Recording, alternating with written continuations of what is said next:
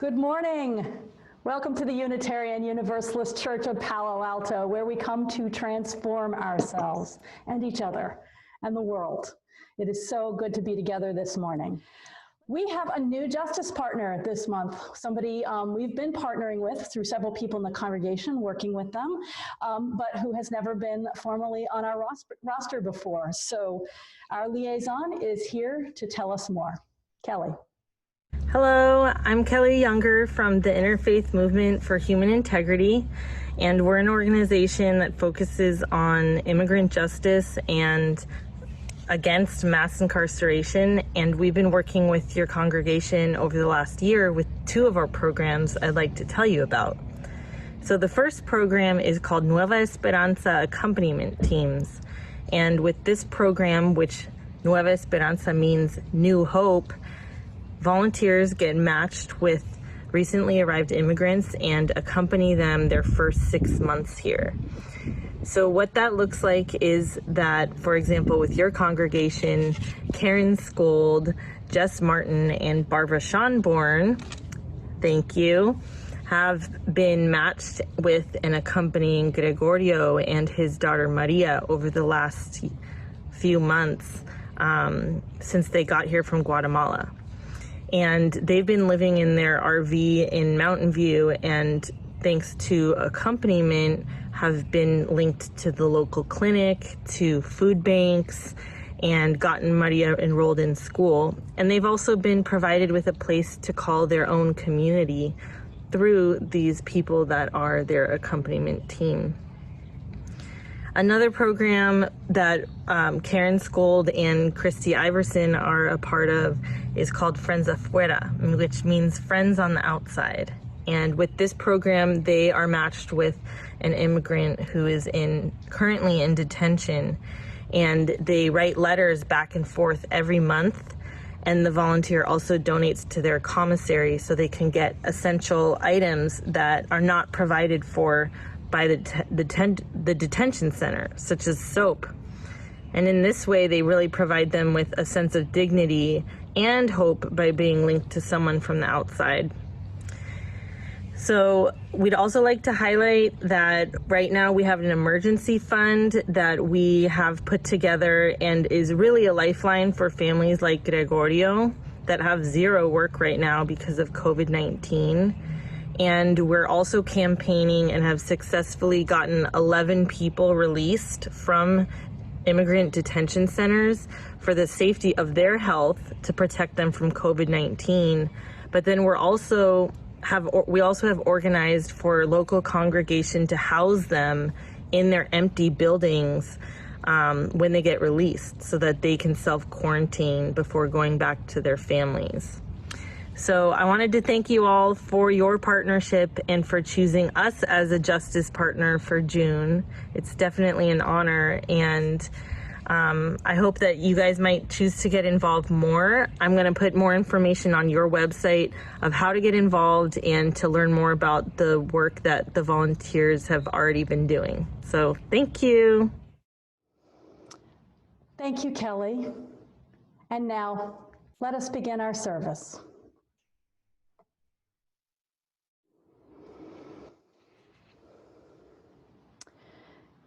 This is a longer chalice lighting than we are accustomed to. But this song by Emma's Revolution, with its video created by a Unitarian Universalist congregation and given to us all by the video creators and the composers for us to share, expresses so much of what we mean when we light our flame. Will you watch it with me?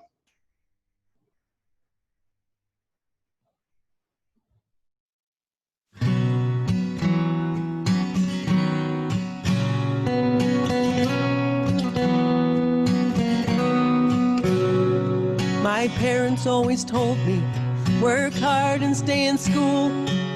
Trust the church and leaders of our town. But now that I am older, the violence that I see, the trust I had is slowly breaking down.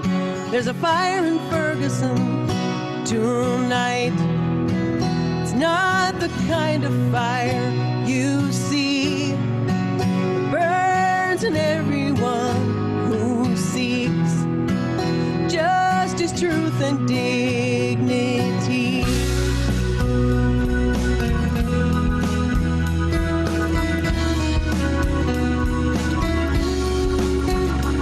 I raised my child on food stamps, worked and went to school, graduated proud of my degree. In the news, another killing, a young black life cut short. Police have turned their guns on you and me. There's a fire in Ferguson tonight. It's not the kind of fire you see. Burns in everyone who seeks justice, truth, and dignity.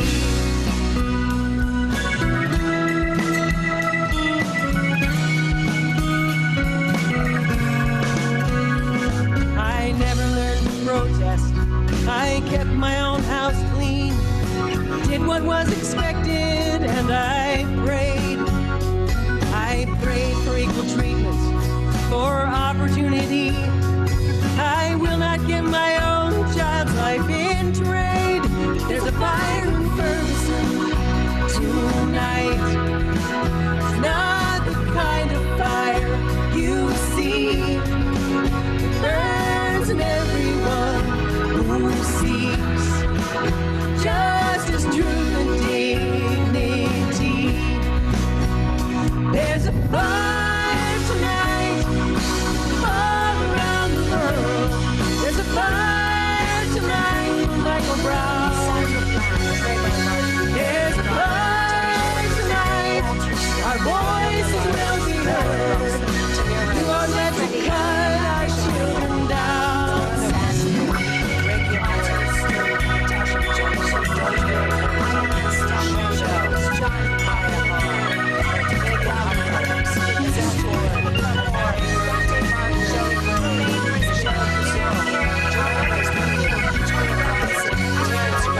Sparks amidst the embers, slowly beaten down.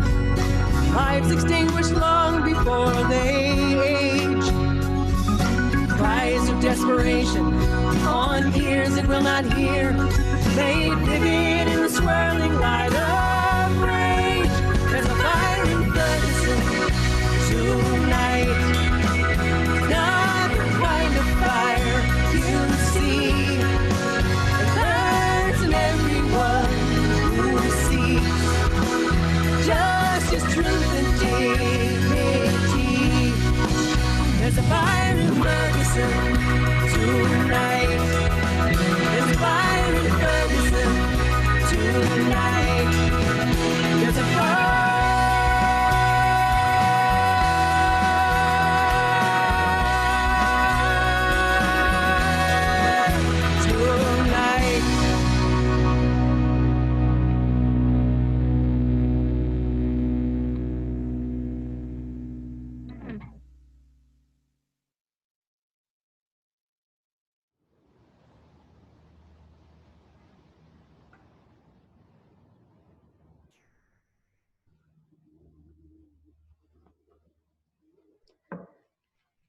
With our centering words each week, we draw on one of the sources of our living tradition.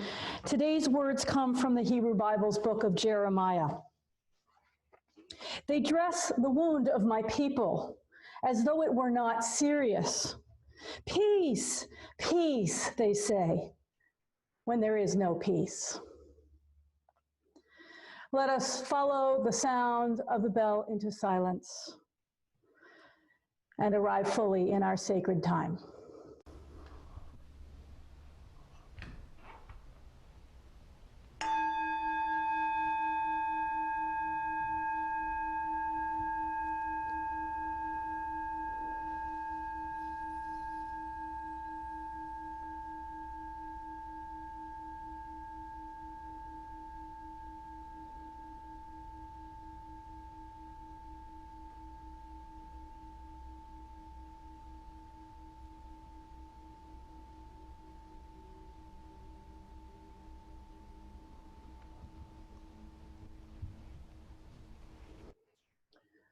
will you join me now in singing, along with Bruce, a song written out of the depths of slavery, Down in the Valley. The words are in your order of service.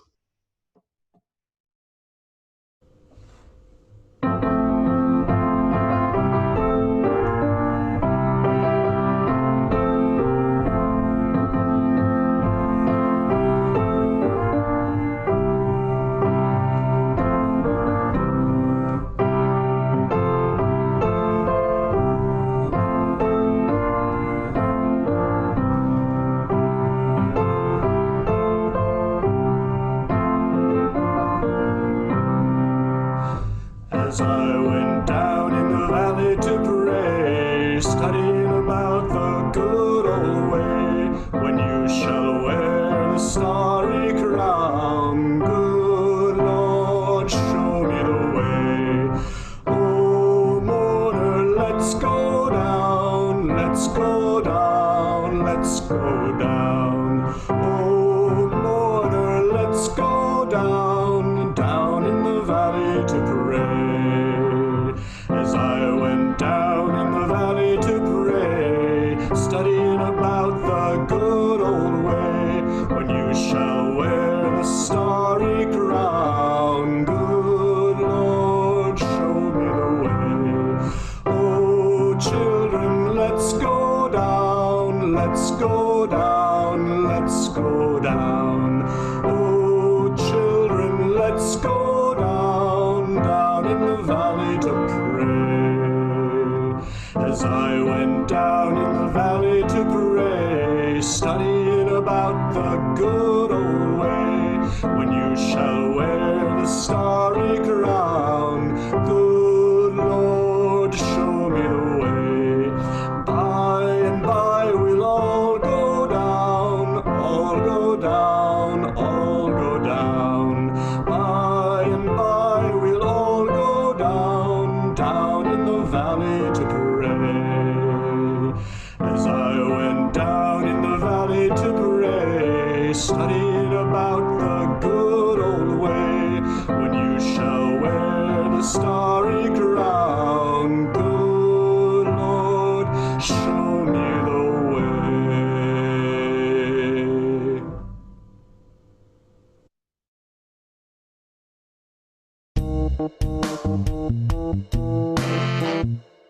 As president of the youth group, I've called this meeting to figure out what's going on with Eco-Justice Avenger and Trash Man. At first, I thought Eco-Justice Avenger was Priscilla. Then I thought Eco-Justice Avenger was Francesca. Then I thought Eco-Justice Avenger was Bruce. I'm so confused. What about Trash Man? Once it looked like Amy was Trash Man, and another time it looked like Bruce was Trash Man.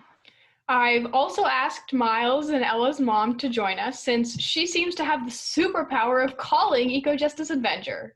All I do is say, Eco-Justice Avenger, we need you! And they show up. Guys, I think I know what's going on. Tell us. Anybody can be the trash man. But how is that possible? Well, anyone can do things that harm the environment and harm other humans. You're right, I do my best to help the environment, but I also know that white people use up more natural resources on average than people of color.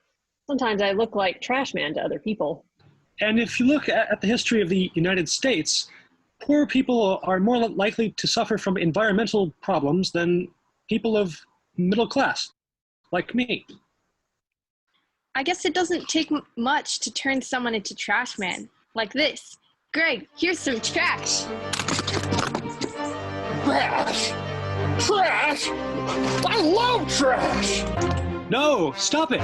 You are not Trash Man. I'm not Trash Man? You're right! I'm not! Also, anyone can be the Eco-Justice Avenger. You don't even need a costume. Go ahead, Mom. Do your stuff. Eco-Justice Avenger! We need you! Here I am.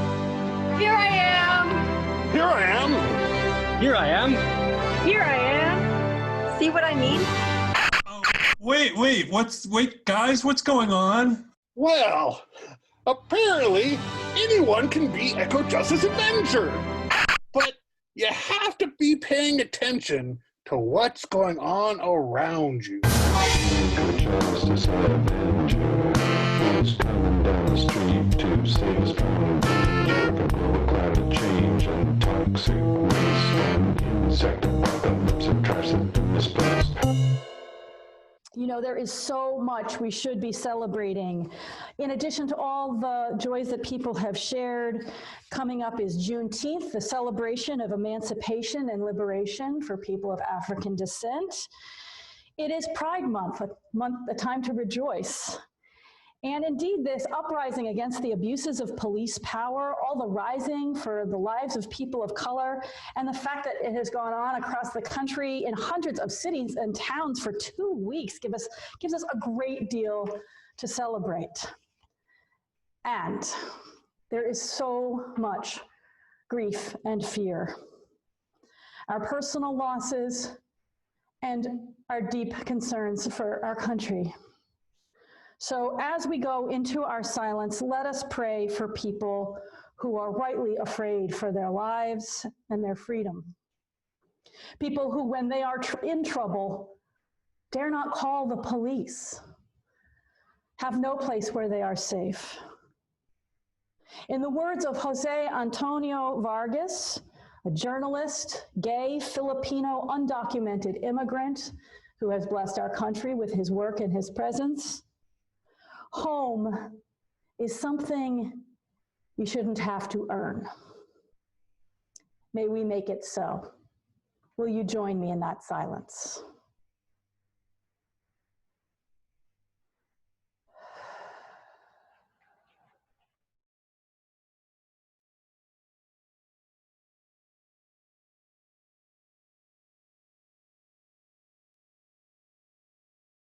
Blessed be.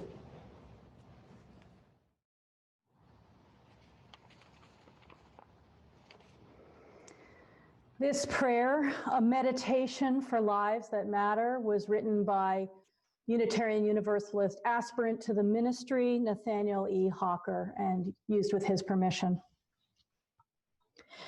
Spirit of life, like cracks that form in the walls of a building whose foundation was built improperly, our country rests on that very same foundation.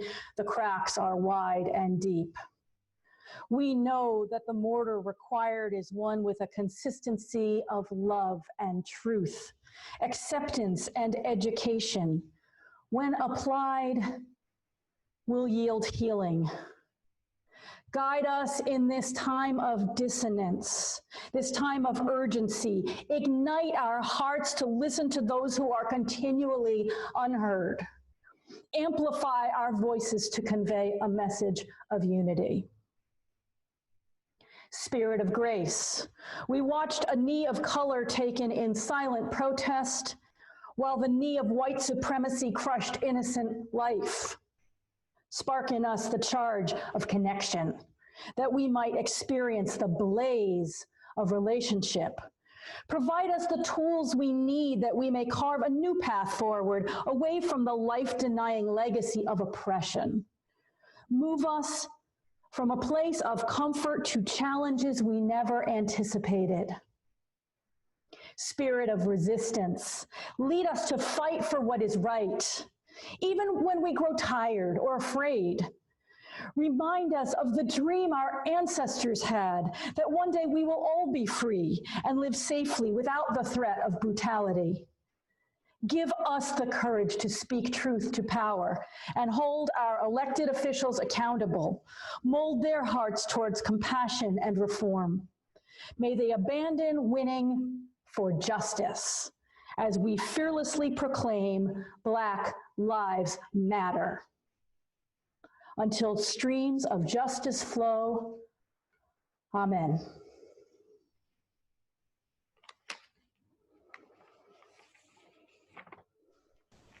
When out of men's hearts hate is hurled, maybe, baby, you'll live in a better world.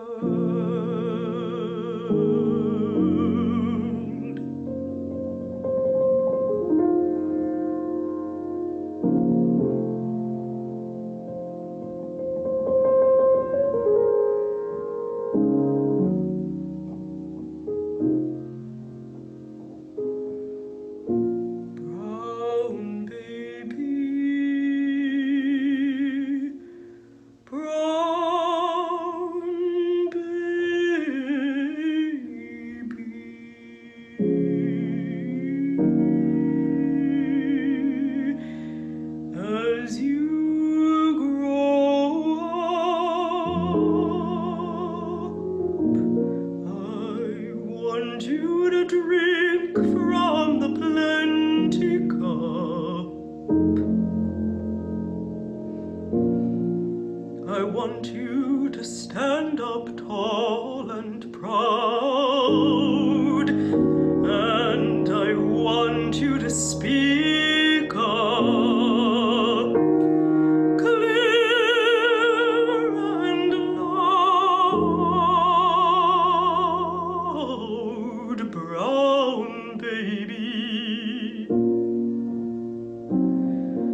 brown baby,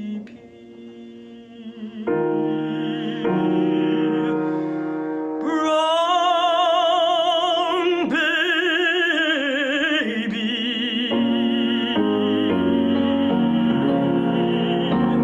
As years go by, I want you to go with your head up high. I want you to live by the justice code, and I want you to walk down freedom's road, brown baby.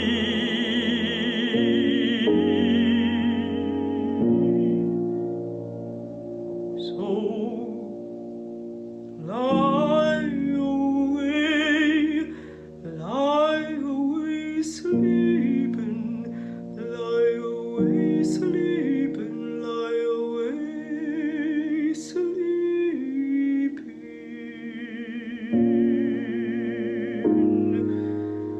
lie away, safe in my arms.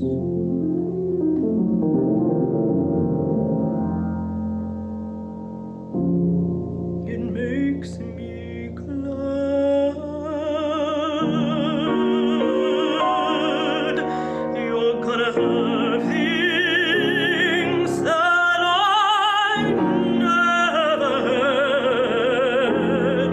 brown baby, brown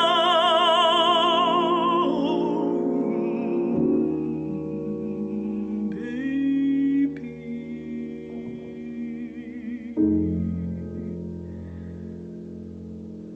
brown baby.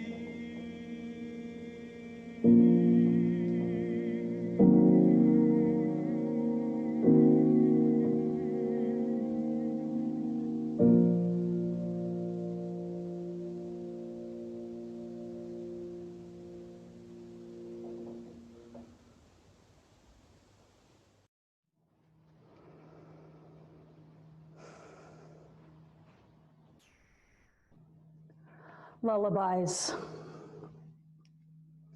Is there anything as sweet and innocent as singing a beloved child to sleep? Lullabies should all be as simple and assured as the seal lullaby we heard from our virtual choir. You're safe from storms and sharks, little one. Rest at thy ease. We can never really promise any baby that they will always be at ease and safe, of course, but of all the promises that we make as adults to our children and as a country to all of the children of the land, these are the most sacred. We will protect you and nurture you because you matter. And then there is the beautiful, heartbreaking Black Baby lullaby that Julia Bullock has just sung. Words we sing to every child we love. We want you to walk freely. We want you to speak clearly. We want you to sleep safe in my arms.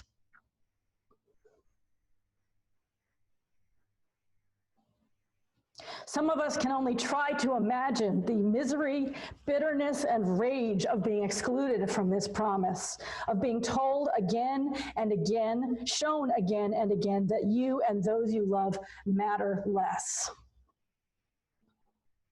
This is the country we inherited, but it isn't the one that we have to pass on to the next generation.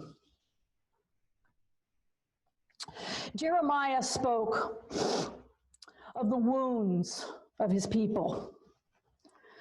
He could have been speaking here today and not 2,500 years ago, far away. Deep wounds that can't be easily bound up. You can't just put a Band-Aid on and say, they're there. A passing racist remark is a wound that can be treated, as some translations put it, lightly. And then there are the serious wounds, the mortal wounds, the ones that affect the whole system of the body of the people. Institutional racism in all our institutions, in healthcare, in education, in housing, in lending. Police violence.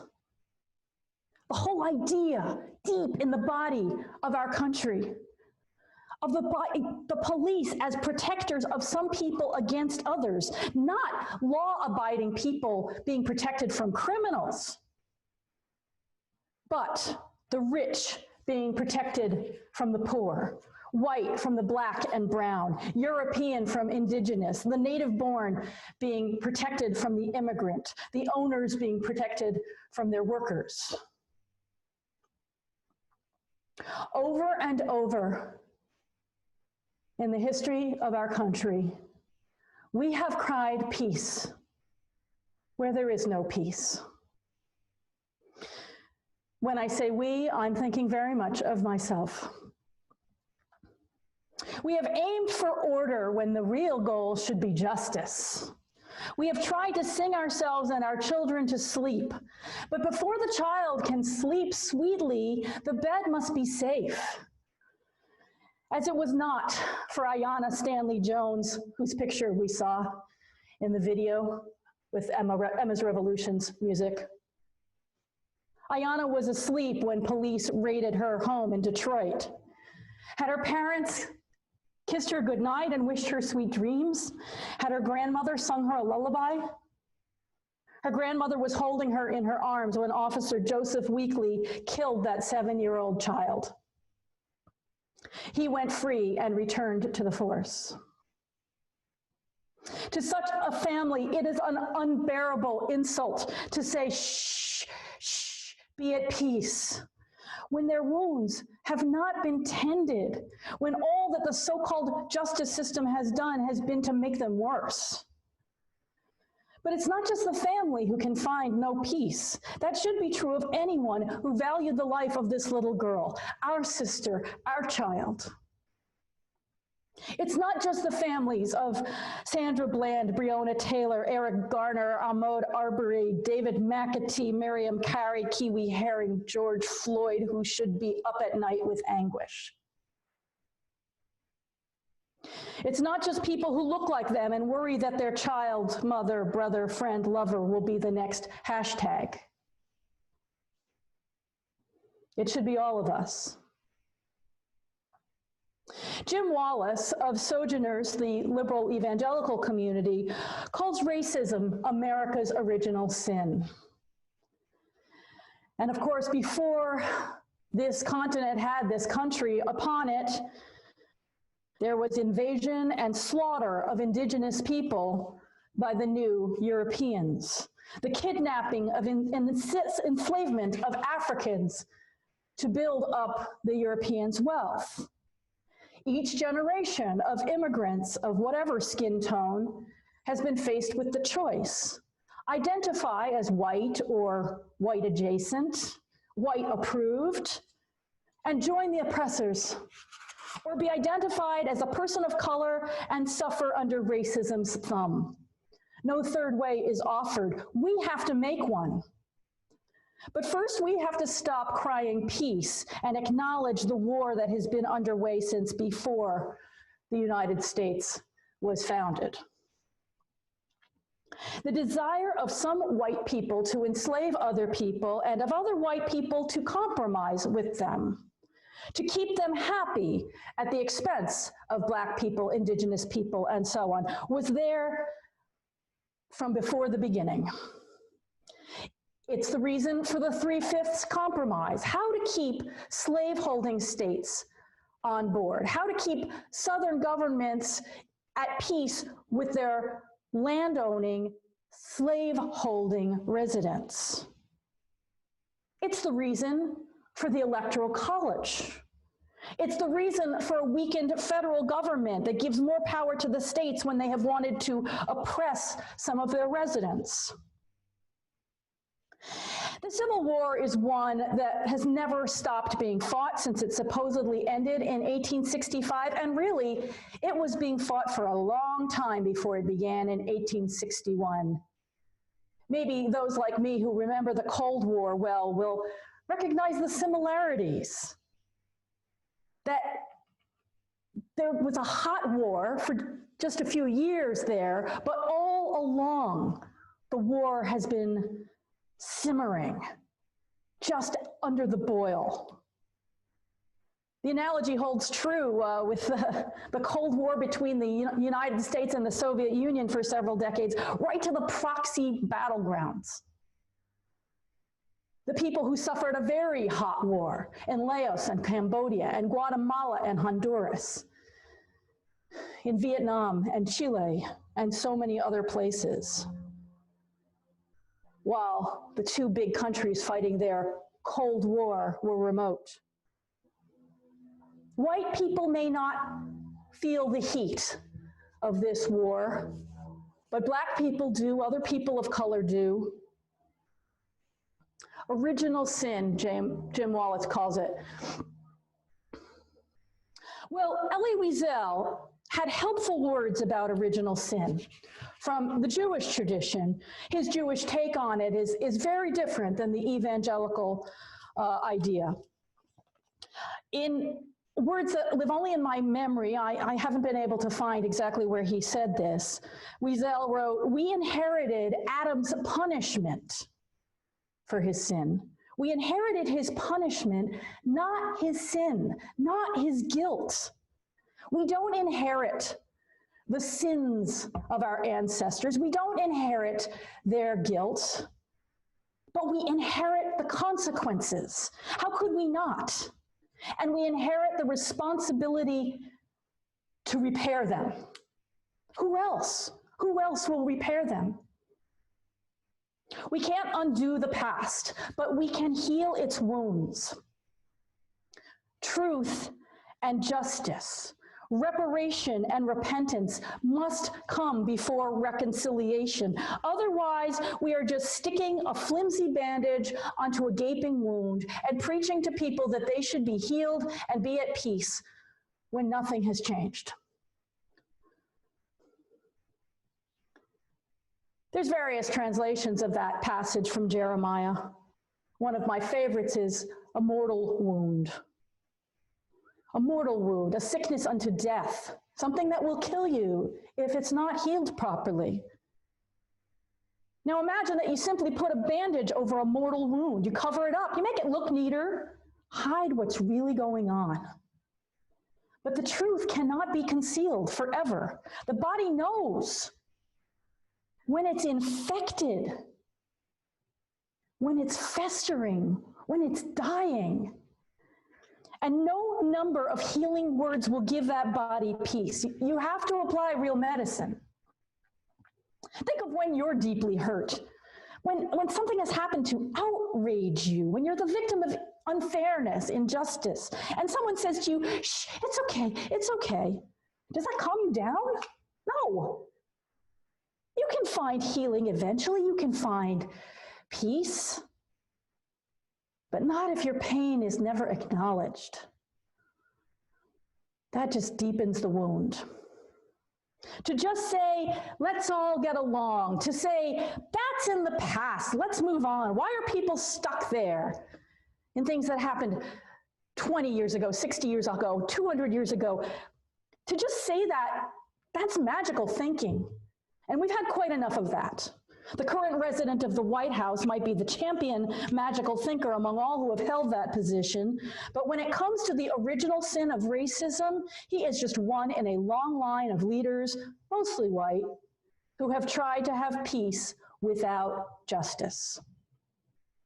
That chant, no justice, no peace, no justice, no peace, it's not a threat. It's the truth, plain and simple. You can impose order through violence and the streets will appear peaceful, but we know when something isn't right, when white babies can sleep easy but brown babies can't. For the people whose babies are seen as dangerous or as easy targets of violence, pray for hunters like Ahmaud Arbery's killers who have taken in with their mother's milk the truth that they can kill with impunity.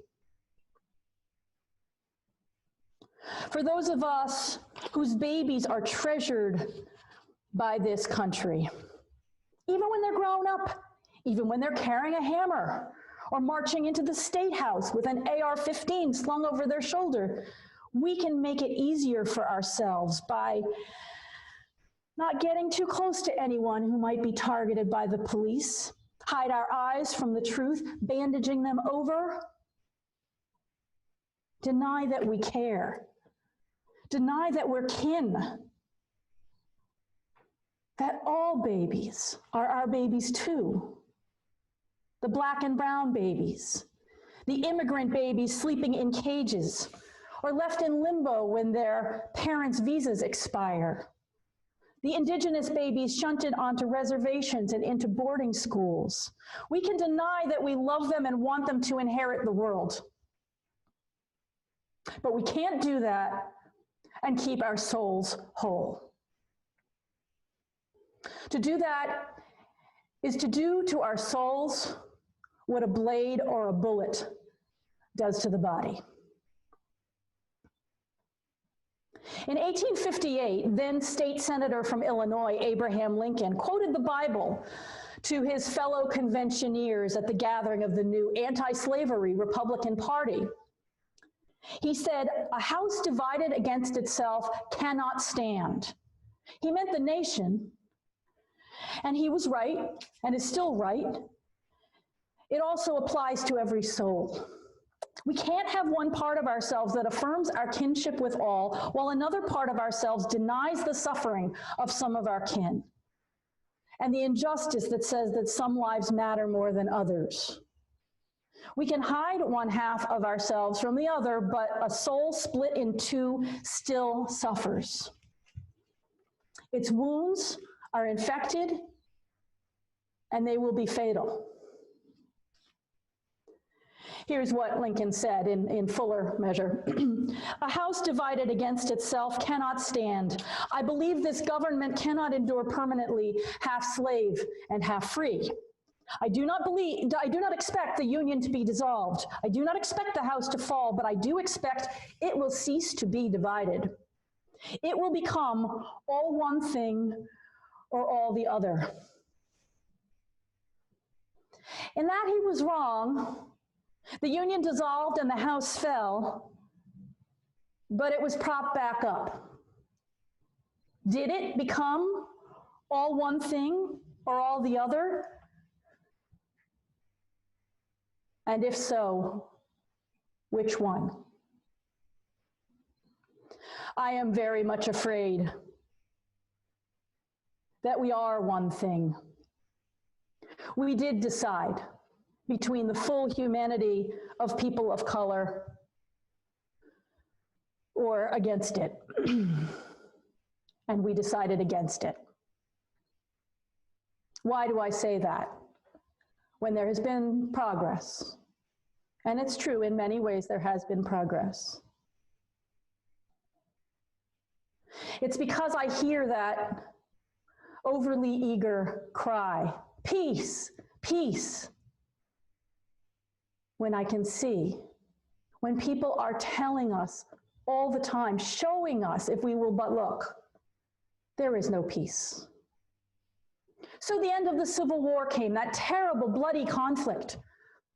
4 years that took more American lives than any battle that we have had.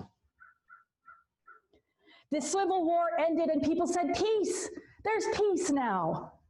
But after the terrible wounds of hundreds of years, even the token reparations of a modest homestead, 40 acres and a mule, were never delivered.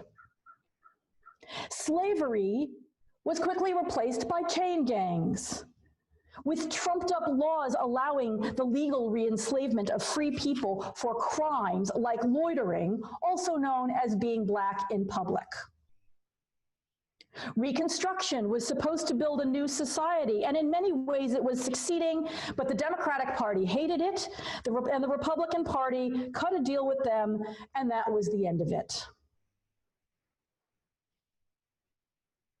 And of course, the people of the North said, we don't have to do anything, we don't have to change anything, we were never the ones who were waging war on our people.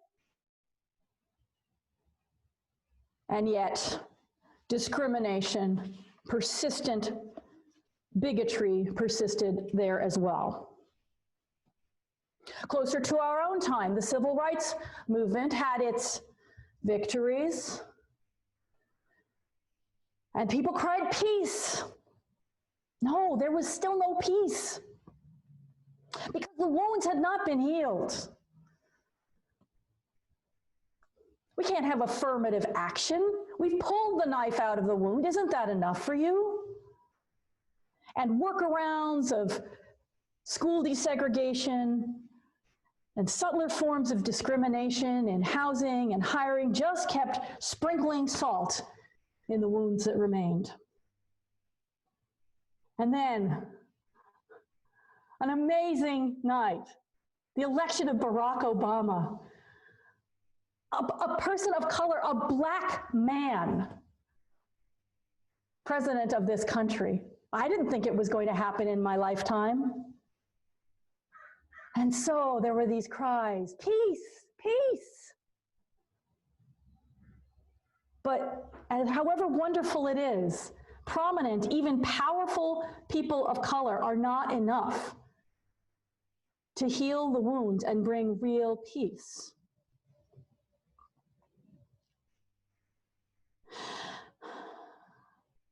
Through my lifetime, there's been entirely too much focus, certainly in the way I was taught about racism, on the feelings of white people. How do we feel? When I used to say that we decided for white supremacy and against the freedom side, against the full humanity of all people, I don't mean how we feel. You know, the way we feel means very little in comparison to what we do. Racism is only a tiny, tiny part of feeling. What's really important is how we act. And yet we keep telling ourselves that it's about something inside. Only about something inside.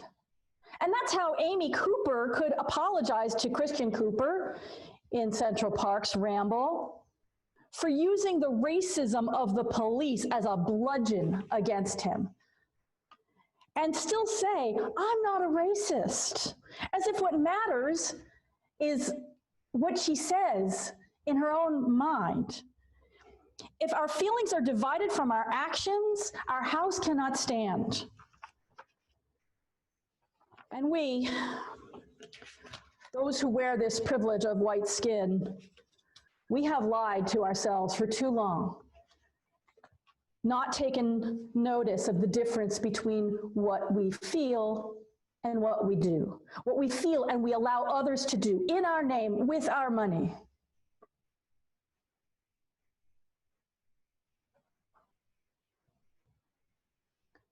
I wanted to go all into the Insurrection Act and its uses. There's no time for that. But I just need to note that the government is trying to side against the full humanity of people of color. It's like the medics are trying to help us.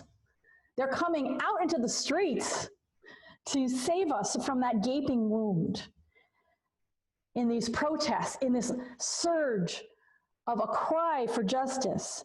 They're saying, we can heal this wounded country. And our paid protectors are chasing them away and assaulting them and imprisoning them. There's been this incredible wave of something almost like hope as people have come out by the thousands and for 2 solid weeks to protest the killing of George Floyd, and protesting so much more than that murder and the many other unresolved murders, environmental racism, the violence of poverty, even COVID being far more deadly in Black and brown communities. A time we live in now when Asian Americans are being targeted for racist attacks. With COVID, the latest excuse, just as our wars in Asia were excuses for previous generations. Sometimes they're attacked even as they administer life-saving medical care, and I'm not talking here metaphorically, I mean to people who can't breathe in intensive care units. This is a time when Indigenous people are even more likely to be killed by police than African Americans. A time when Latinx people have to struggle to be treated as real Americans, regardless of their immigration status, their language, their place of birth.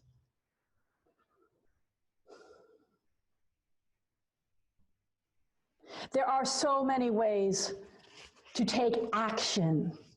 The action that will be anti-racist, that will end white supremacy.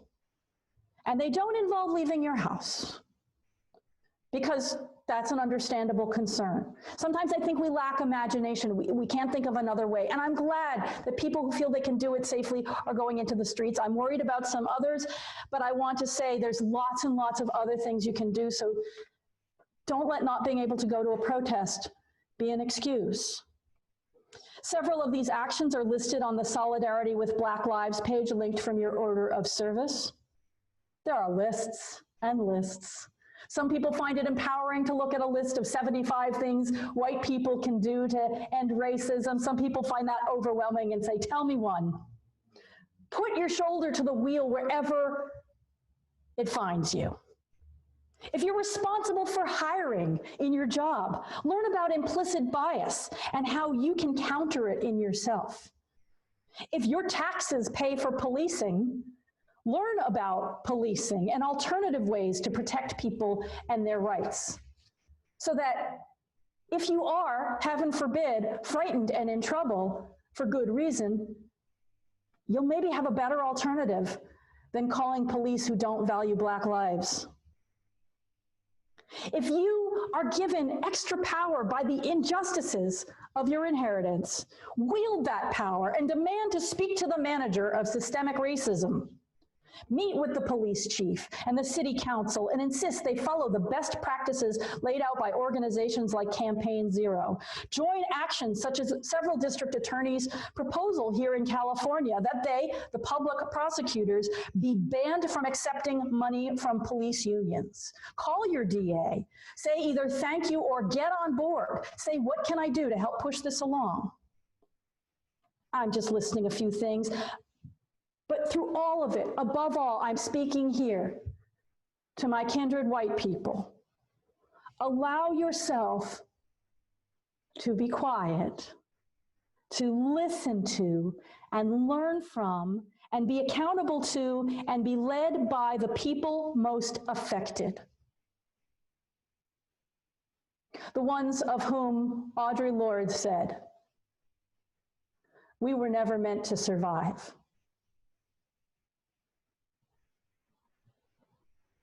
Getting back to Lincoln, you know, I think he was right and wrong. He was right that the House can't stand if divided. He was right about a nation, and he was right about the soul. He was wrong that it would be resolved soon. It takes a long time to crumble. When I learned the history, and I'm still learning, the history of the foundations of this country, the white supremacist rot at the foundations, I think my beloved land is like a person with a slow terminal disease. It's held on for a long time, but it's going to die of this if we don't do something. And you know, every single one of us was born into this long, slow dying that's been going on since before 1776. We came to this country, or were born into it, when it was already bearing mortal wounds, when it was held together by those inadequate bandages. And most of us will die before it is truly healed. But maybe the very youngest of us need not.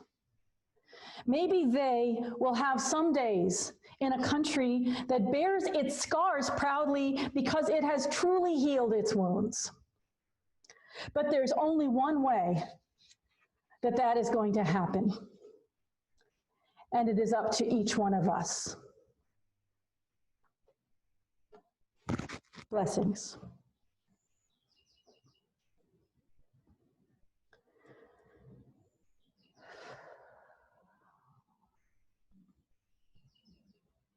It is an honor today to devote our offering to raising funds for our justice partner.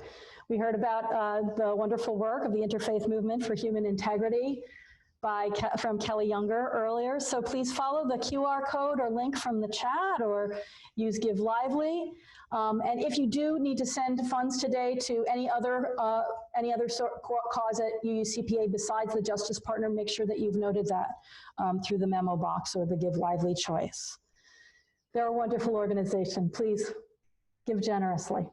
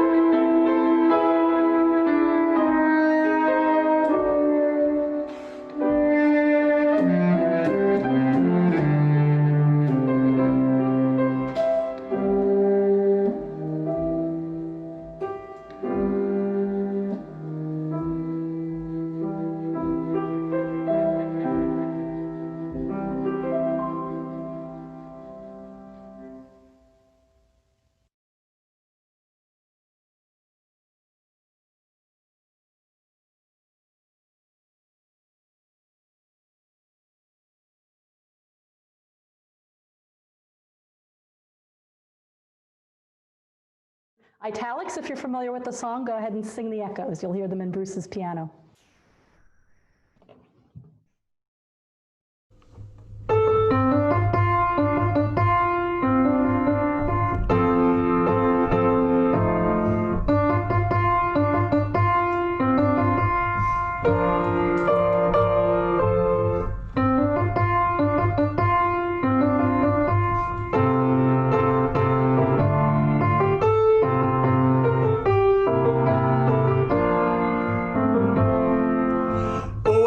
This morning with my mind stayed on freedom. Woke up this morning with my mind stayed on freedom. Woke up this morning with my mind stayed on freedom. Hallelujah, hallelujah, hallelujah. I was walking and talking with my mind stayed on freedom. Walking and talking with my mind stayed on freedom. Walking and talking with my mind stayed on freedom. Hallelujah, hallelujah, hallelujah. I was singing and praying with my mind stayed on freedom. Singing and praying with my mind stayed on freedom. Singing and praying with my mind stayed on freedom. Hallelujah, hallelujah, hallelujah. Oh, I woke up this morning with my mind stayed on freedom. Woke up this morning with my mind stayed on freedom. Woke up this morning with my mind stayed on freedom. Hallelujah, hallelujah, hallelujah.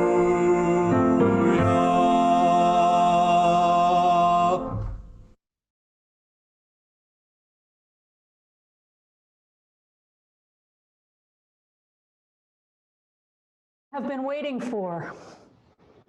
We are not perfect, but we are perfectly fitted to this day.